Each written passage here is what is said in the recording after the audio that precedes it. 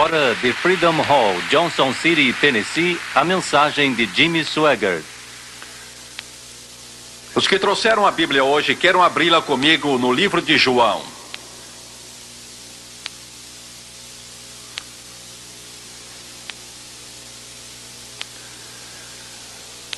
Vou ler no capítulo 8, versículo 44. São João 8, 44. Jesus está falando e diz estas palavras: Vós tendes por pai ao diabo, e quereis satisfazer-lhe os desejos.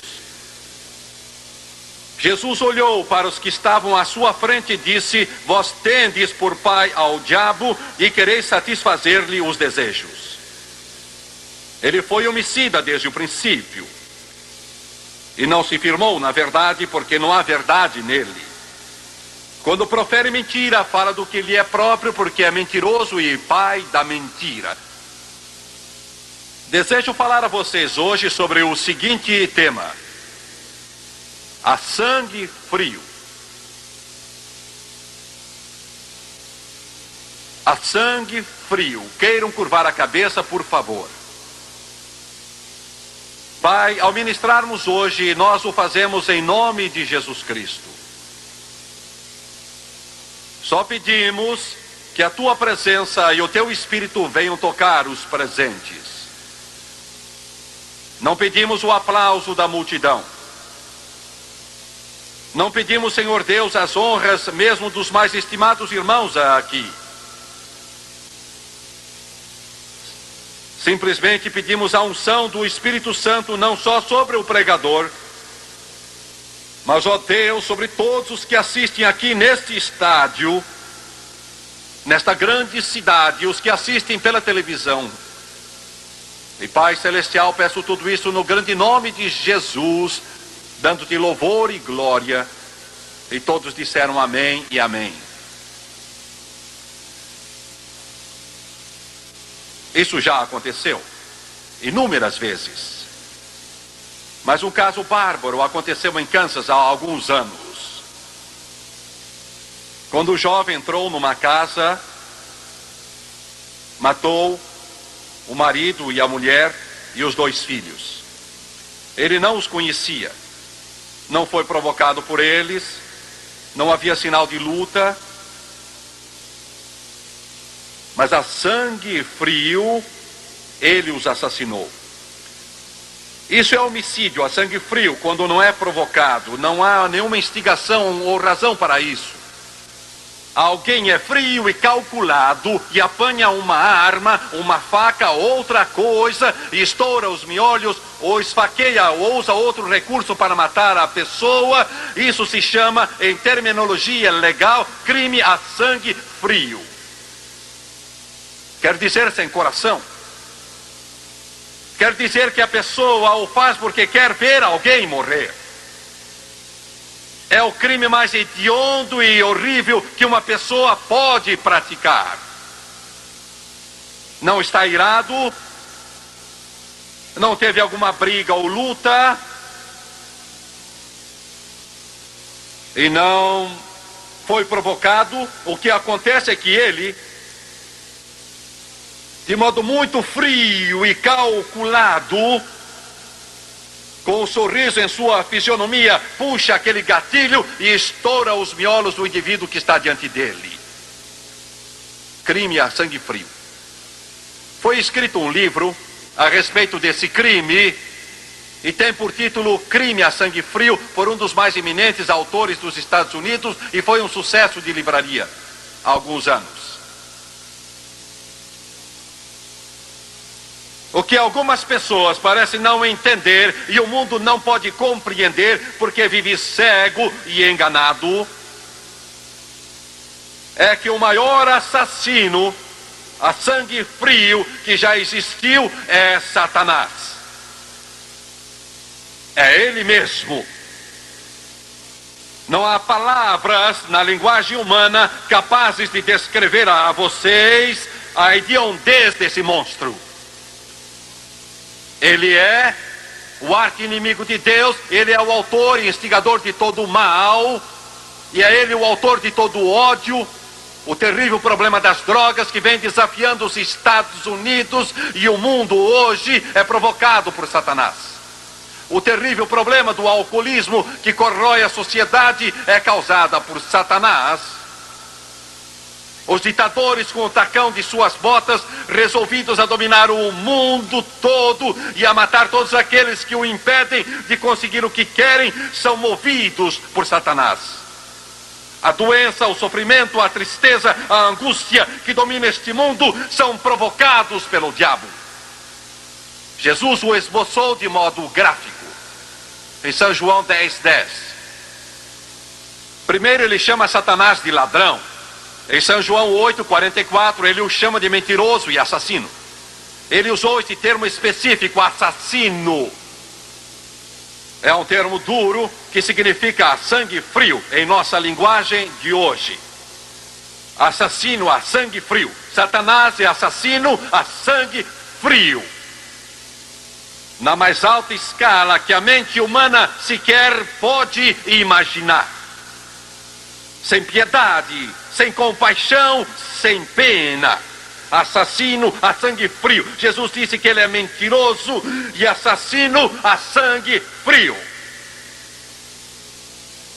Ele usou o termo em São João 10:10. O ladrão não vem senão a roubar, a matar e a destruir. Quero examinar a palavra roubar. Ele é ladrão. Ele quer roubar tudo quanto você tem. Você se orgulha de ser machão e de suas escapadelas sexuais, de fumar erva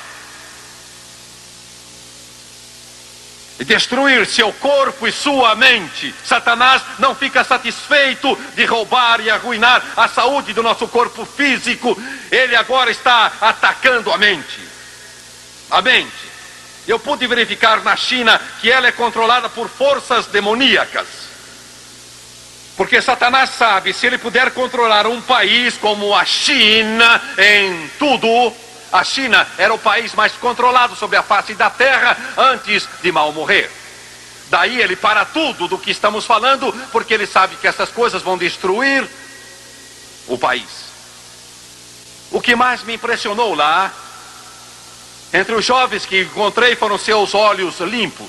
Eu não tinha visto há tempo meninos e meninas, moças e rapazes de olhos limpos. Do que você está falando? Estou falando de jovens que temos aqui nos Estados Unidos, com olhos nublados e embaçados devido às drogas. A mente deles é minada pelo diabo.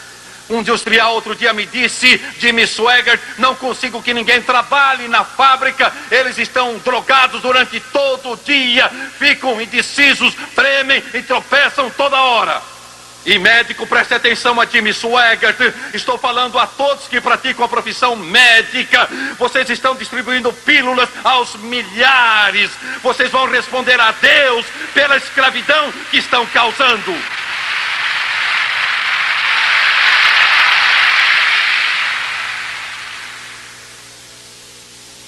Estou dizendo a verdade.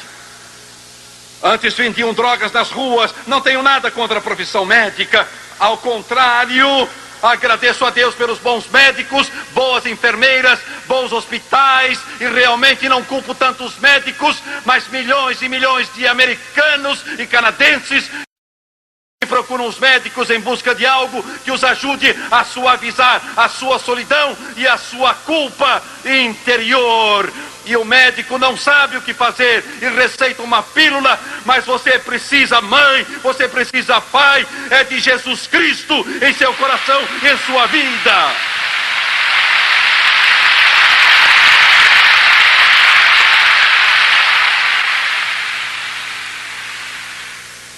Deus nos ajude para roubar sua mente, sua mente.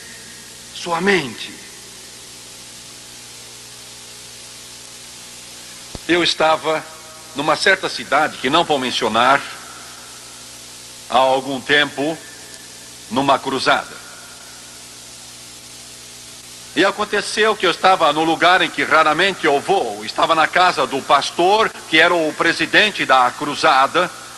Devia ser umas 10 horas da manhã.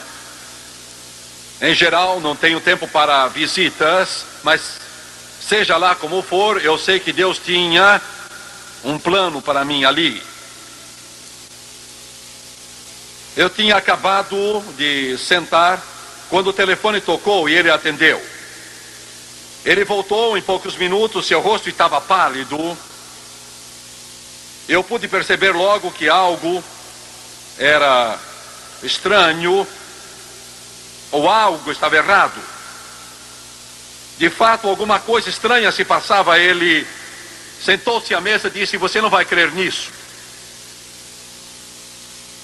A mente dele estava vagueando e eu pensei: o que será que aconteceu? Ninguém tinha morrido porque era uma reação diferente, um modo diferente. Ele disse: "Isso é impossível." Ele disse: "Uma jovem telefonou. Eu não sei quem é, nunca ouvi falar dela. Tenho um endereço aqui. E há uns 15 minutos atrás ela tinha enchido a mão de pílulas para com elas suicidar-se."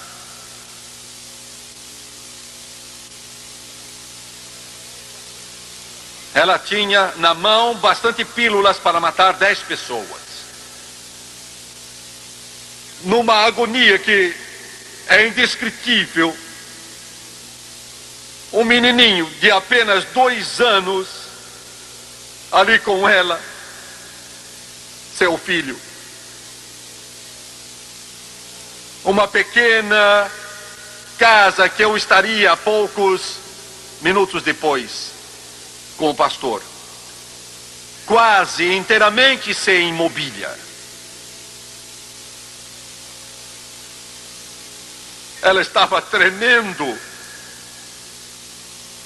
e dizia: "Não aguento mais, não posso mais." Às vezes nós rimos do suicida ou do pretenso suicida, mas eles vivem no inferno, um inferno em vida. Ela apanhou água para engolir as pílulas e a pô-las na boca, e então, casualmente, ela ligou o rádio. Era quando estávamos no rádio, programa especial, e foi na hora de Deus.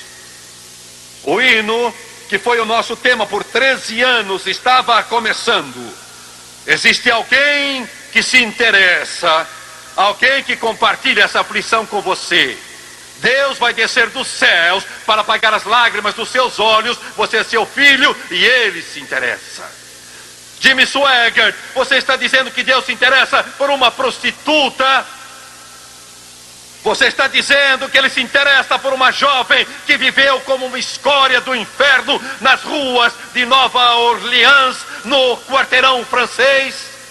Será que ele se interessa por uma jovem que não sabe quem é o pai do seu filhinho? Este é o coração desta minha mensagem hoje. Ouça-me, igreja do Deus vivo, pois Deus amou o mundo, o bêbado, a prostituta, o viciado, e deu seu filho unigênito.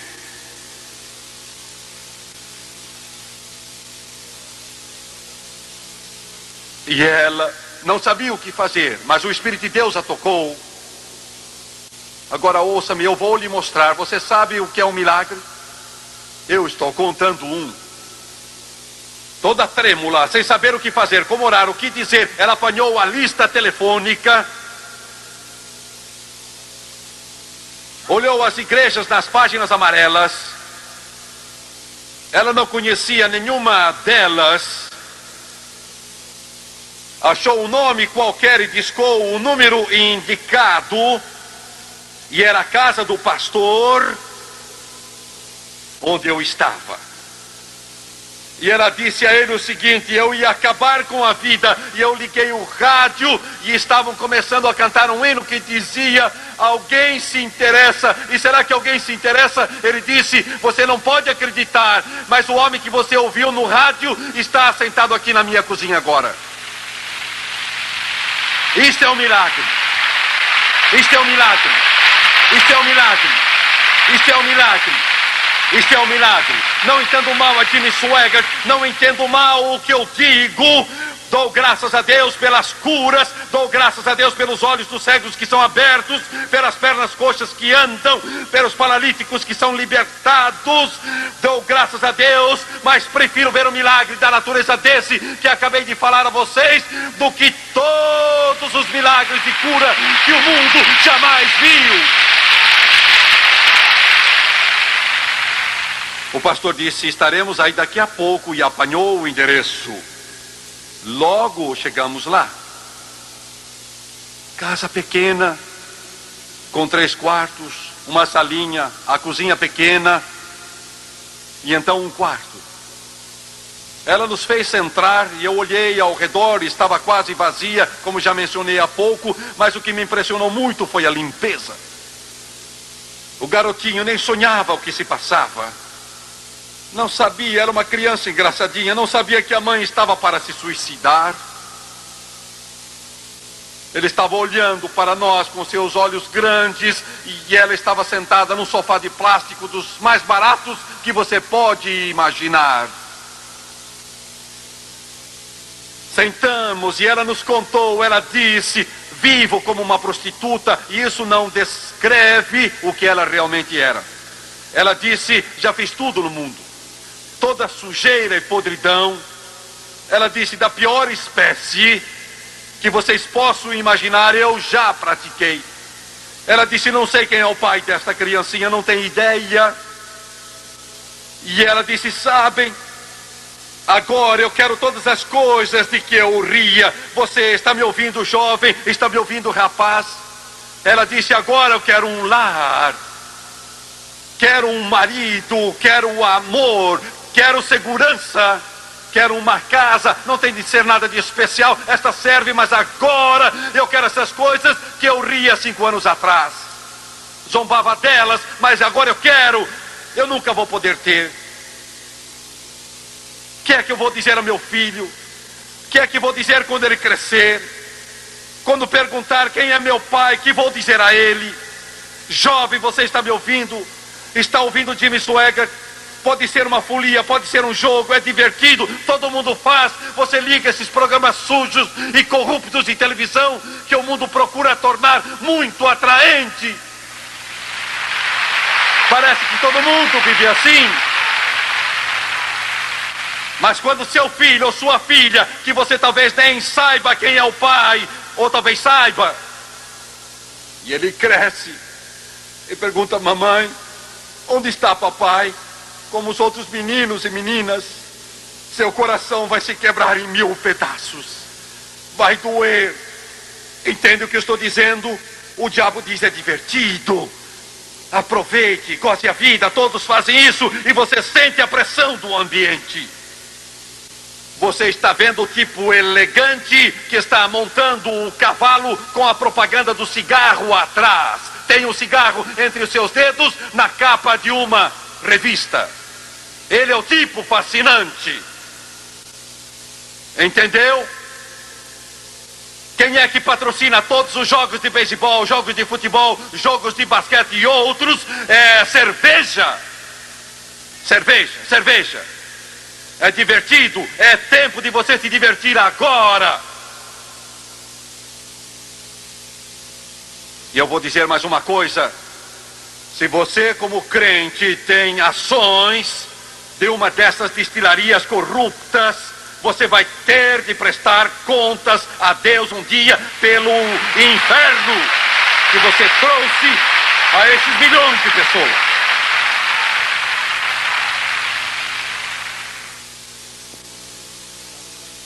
Enquanto estou neste assunto, creio que vou afundar o prego um pouco mais. Os crentes não devem ter qualquer participação em bares e destilarias e casas de aperitivos. Você diz: eu não tenho ações nesses lugares, Jimmy Swaggart. Amigo, se você tem ações numa cadeia de hotéis, você tem. Por que é que você não pode comprar ações em qualquer uma dessas cadeias de hotel Porque o fato é que quando você compra ações numa delas e recebe o seu dividendo, amigo, o dinheiro que você recebe vem de corações quebrados, sonhos desfeitos e vidas arruinadas de homens e mulheres e jovens que bebem cerveja e vinho e champanhe e uísque, e você ganhou seu dinheiro assim. Eu sei que isso parece tão antiquado que vão dizer que eu sou maluco. Talvez eu esteja tão fora de compasso com o mundo que parece que eu já perdi o juízo quando digo essas coisas, mas ainda não perdi o juízo e eu estou são.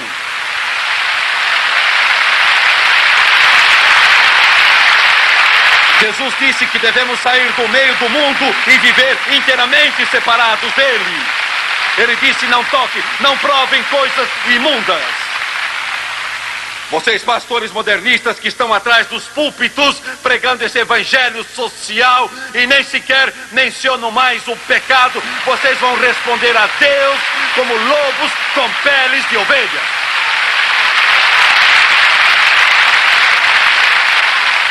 Alguém diz: você é muito duro. Não, não sou duro. Eu sou franco. Outro diz: você vai perder o apoio se continuar pregando assim, mas Deus me apoia.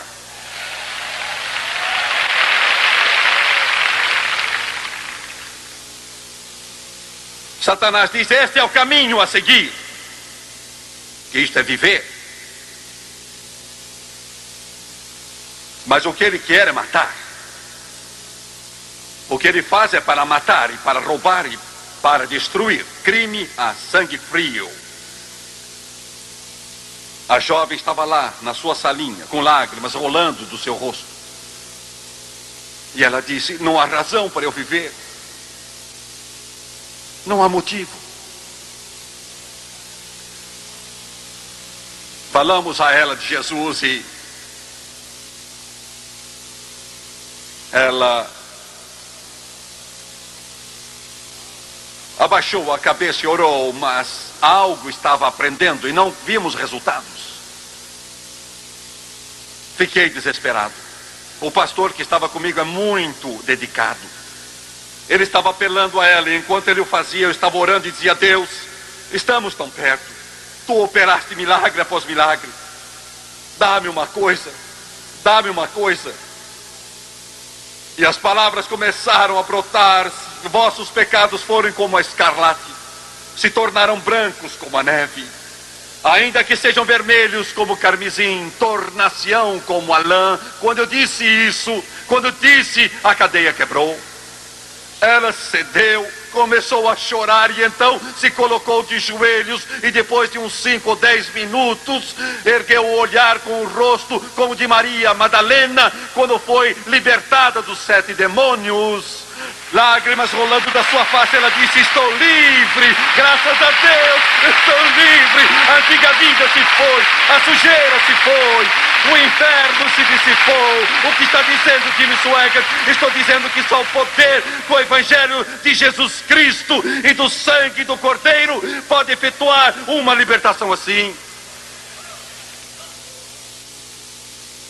Ele rouba e então ele mata. Assassino a sangue frio. Escute, escute. No outro dia, em Fort Worth, Texas, bem à minha frente, um carro ia a 130 quilômetros na estrada e bateu num pilar de concreto. O motor veio parar no assento de trás. Eu creio que fui o primeiro a parar. Outros carros foram chegando logo após de mim. Eu corri lá e metade do homem estava fora da porta do carro. Nunca vi um pilar de concreto tão completamente retorcido. Foi um impacto tão grande que o motor foi parar no assento de trás. Alguns segundos depois chega um homem, vi que ele era um médico, e o médico aproximou-se do acidentado, todo coberto de sangue, já estava morto, mas ele se abaixou para ver. Se o homem ainda estava com vida, o médico começou a trabalhar para ver se conseguia com que o seu coração batesse novamente, sem resultado. Ele estava morto e ele recuou. O homem estava embriagado, ele podia sentir o cheiro da gasolina, do sangue e do uísque.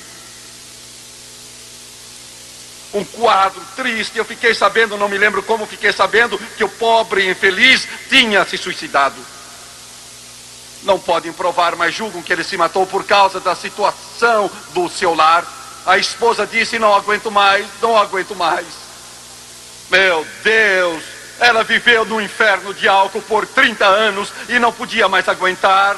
Ela o deixou e ele, chocado, entra no carro e vai pela estrada bebendo, e o diabo empurra, empurra, empurra, empurra. Não havia esperança, tudo se desmoronou. Ele dirigiu o carro para aquele poste de cimento, apertou o acelerador ao máximo e chocou-se contra aquele poste. Quem o matou? Quem o matou? Foi Deus que o fez. Foi Deus que o fez? Não. Jesus disse: Satanás rouba e mata. Foi o diabo que o arrastou ao suicídio. Homicídio a sangue frio. Vou lhes dizer uma coisa. Cada um de vocês que me ouve e não tem Deus, não importa quem seja, Satanás tem um plano para matar você. Com o apoio de todos os demônios do inferno, para matar, para roubar, para matar e para destruir, arruinar de modo completo, esfacelar o lar, até que não sobre mais nada, destruir. É o que o diabo faz. Está destruindo metade dos lares neste país e infernando o restante dos lares dos não crentes. Vou terminar. O mais terrível caso de homicídio a sangue frio que o mundo conheceu teve lugar há 2000 anos atrás. É madrugada no palácio de Pilatos, um dia de infâmia. Pilatos não dormiu a noite toda, nem a sua esposa.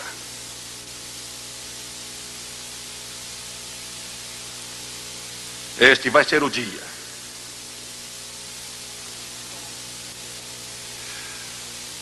O sol se encolherá. Na cena mais horrível produzida pelo inferno, tornando-se tão hedionda que ele se esconde e Deus puxa as cortinas. Pilatos está lá e diz: eu não acho falta nele. Levem-no e façam o que quiserem. Crucifiquem-no. Agora ouçam. Ouçam-me. Houve poucos julgamentos como o de Jesus na terra. Quando Pilatos disse aquilo, Jesus não era mais para eles que um cão. Qualquer um que quisesse era livre para fazer o que bem entendesse com ele. O pior criminoso nos Estados Unidos hoje, talvez do mundo, tem mais proteção, 100 vezes mais do que Jesus teve. Qualquer um, preste atenção, podia fazer o que quisesse para ele. As portas estavam abertas. Para começar, arrancaram-lhe o manto e cortaram suas costas com um chicote de tiras, tendo nas pontas pedaços de metal. Investigações cuidadosas dizem que quando acabaram de bater, tinham atingido os ossos e as costelas, apareciam em alguns lugares e pedaços de carne estavam pendurados nas costas.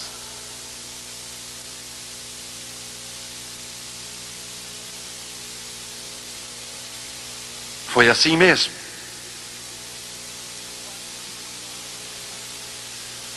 Os guardas do templo estão embriagados. Eles pegam a barba dele nas mãos e a puxam, como se escalpela alguém. Arrancam a sua barba, foram tirando aos poucos. O que quer dizer que a barba não saiu toda de uma vez. Eles pegavam e punham o joelho contra o lado dele ou as costas para se firmar e iam arrancando a barba toda. E puxavam de novo, impiedosos. Não importa. Continuaram puxando até que só restava sangue pelo rosto todo.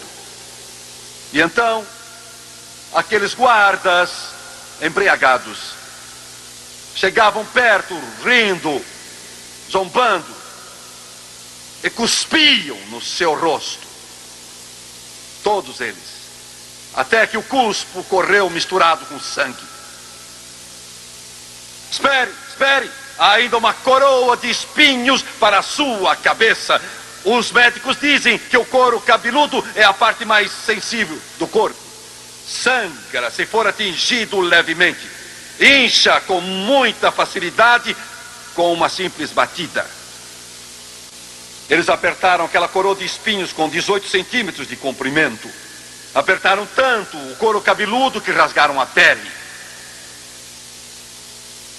A cabeça incha e fica 2 vezes maior.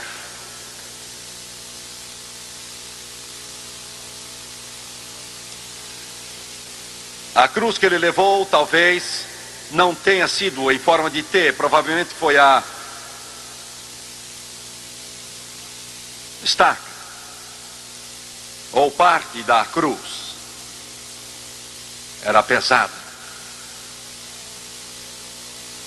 Pela via dolorosa, ele arrasta. Não pode continuar. E agora você entende um pouco melhor por quê. Constrangeram certo Simão Cirineu a carregar a cruz para ele. Alguns teólogos dizem que Simão era preto e outros dizem que não. Eu prefiro crer que fosse. Escute-me, a raça negra tem carregado muitos fardos para o bem da civilização. Mas nenhum fardo foi maior do que aquele que quando Simão levou a cruz para Jesus até o alto do monte. E não pensem que Deus tenha esquecido, não esqueceu. Os pregos, a madeira no buraco, entre 2 ladrões. Este é o lugar certo, pois para isso ele veio.